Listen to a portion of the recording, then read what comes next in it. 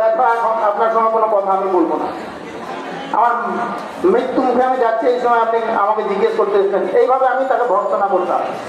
কিন্তু রাবণকে বলেছিল তার আসল চাবিকাঠিটা, যেইভাবে রাজ্য চলাচল। অর্থাৎ রাবণ কিন্তু রামের জয়লাভটা উপভোগ করলো, বরণ করলো রামকে। এইভাবে জীবনে আমরা এগিয়ে যেতে পারি।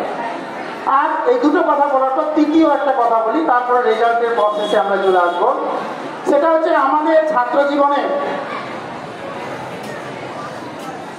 সুশান্ত যদি থেকে থাকে, সামনে থেকে এবং পিছন থেকে ভালো করে ছবিটা তুলে নিও, কারণ এখানে অনেক গার্জিয়ান আছে, স্টুডেন্ট আছে, তাদের ছবি ফেসবুকে আমাদের পেজে পোস্ট হবে। কথা হচ্ছে আমি এবার বসেছিলাম যারা এবার মাধ্যমিক দেবে তাদেরকে নিয়ে, এবং নবম শ্রেণী থেকে এবার যারা দশম শ্রেণীতে আমাদের উঠছে, যারা পড়াশোনায় খুব ভালো, তাদেরকে নিয়ে একটা আলোচনা চক্র চলছিল। সাধারণত আমাদের ছেলেদের কম্পিটিশনটা কীরকম দেখা যায়, ফার্স্ট বয়ের সঙ্গে সেকেন্ড বয়ের সঙ্গে থার্ড বয়ের। কিন্তু এটা কিন্তু কোনো কম্পিটিশন নয়, এটা কিন্তু কোনো প্রতিযোগিতা নয়।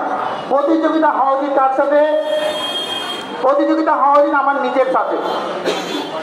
কথা হলো, দেখা গেল আমি ফার্স্ট হয়েছি, কিন্তু আমি পার্সেন্টেজের মার্কসটা আমি দেখবো যে গত বছর পার্সেন্টেজের মার্কস ছিল আমার 98%, 98% মার্কস পেয়ে আমি ফার্স্ট হয়েছি।